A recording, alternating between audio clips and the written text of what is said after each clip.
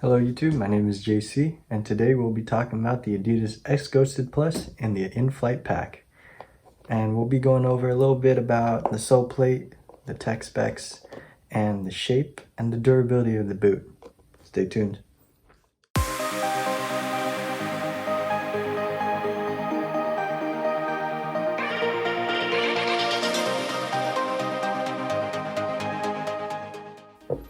As for the upper, they call it something known as Mirage Skin. It's possibly the thinnest upper you'll ever find on a soccer cleat, and it's the most barefoot feel you could possibly have. And if you get stepped on, you'll definitely feel it, but it is pretty stiff, especially right out the box. I've worn these for maybe a few months now, I don't really know, but not too long, and it still feels like I still need to break them in. It feels like the break-in process will be never ending, but we'll see. But I do like the touch is really nice. It feels like the ball is literally right there, like as if you're just wearing nothing on your feet.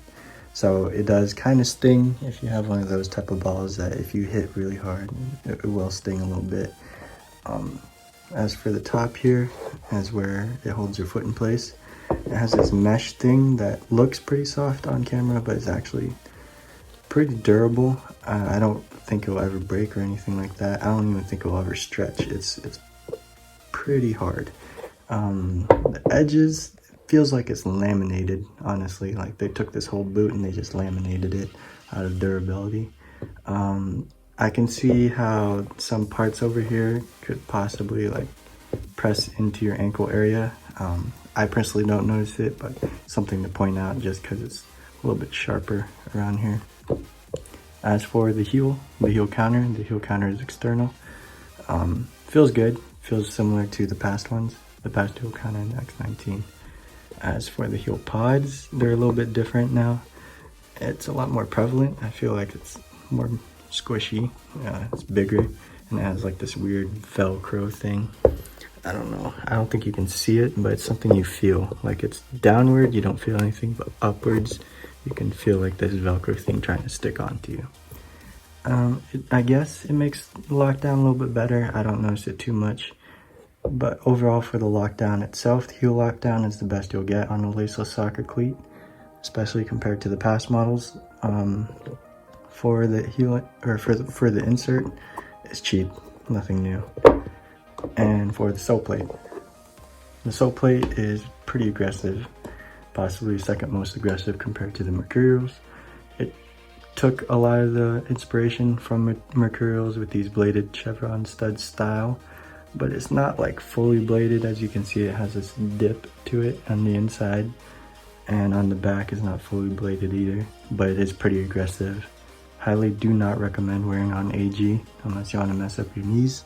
I mean, if you want to wear it on AG, go ahead, but there's an AG sole plate out there that you can buy. As for the carbon fiber sole plate, it is stiff, very stiff, like hard to bend stiff. I was told that over time it will soften up over time, but it does feel like you are getting a little bit more spring action when you sprint. I don't notice it that much. Personally, when I'm playing the game, I'm not focusing on, oh, is this carbon fiber sole plate working? But I mean, no harm, no foul. So seems to be pretty good. They raised the forefoot up, as you can see, pretty high. So their intentions are to make you stay on your toes. Also, something I don't really notice, is just another gimmick, but it is cool. Similar to the Mercurial. The Mercurials over there, the Vapor 13, the Superfly 7, they also have that style. For durability, my X19 Pluses have been holding up forever. They're really good. They're one of my most durable cleats. As for these, I also pretty much assume they're made very similarly, very durable. I do not see these breaking anytime soon, possibly some of my most durable cleats. You see there's no sole separation at all, and I don't think it will ever come, personally. But yeah, as for the entire boot itself, I think that the shape needs some work. Maybe it's just me. I personally have slightly wider, slightly flatter feet, but it's nothing out of, too wide or too crazy. But the midfoot area, it will cramp up.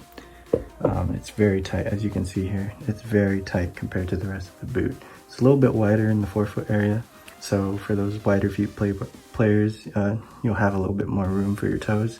But here, it will take some time to break in, and sometimes your foot just might not be made for this, and that's okay because it's laceless. But man, you will feel it right here. It's very thin. For me, I still need some time breaking it in. I can't wear these fully for like a full 90-minute game, or else my arches will just be cramped up all the way. But I think over time it does get better, especially compared to the first time I tried these. It does get better.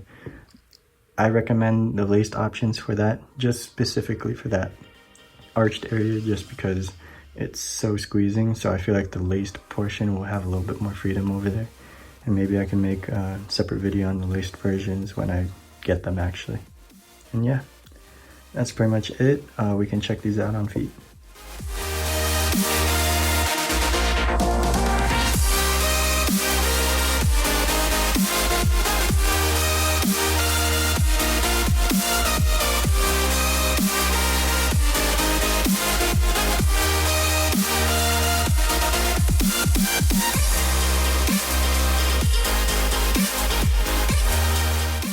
Alright, here's the on feet portion.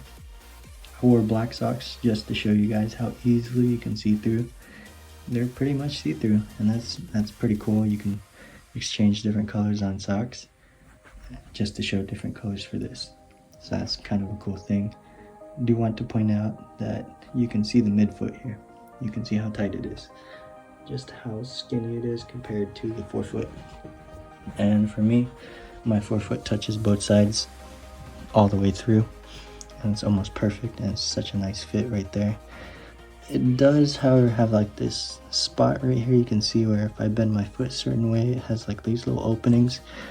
It's just an aesthetic thing, honestly. I don't really notice it, but it is there, just to point out that it has, because it's so stiff of an upper, it wants to stay in its shape, so it bends awkwardly and makes these little creases. As for the size, I went true to size. Usually I'm in between like a size 8, size 8.5, depending on the model or brand. For me, I'm actually a true size 8, and I went exactly to a size 8. So if you're in between sizes, stick to the size 8. Much better. And you can see right there, my toe is all the way up here. It might feel like it's a little too big because at some parts there's like little air pockets just because of the way the foot is shaped. It's shaped so exact, but there's no way I can go any lower or any higher. And I've actually tried a size 8.5. Just having a size half too big, I had absolutely zero heel lockdown. It felt like I was walking in like, I don't know, plastic boots. It was weird. Ceramic boots, I guess, because it had no lockdown. But here, with the right size, really great lockdown for a laceless boot. Still doesn't come close to a laced boot, but it is pretty close. They're getting really good with their technology. Overall, that's it, and I hope you enjoyed the video.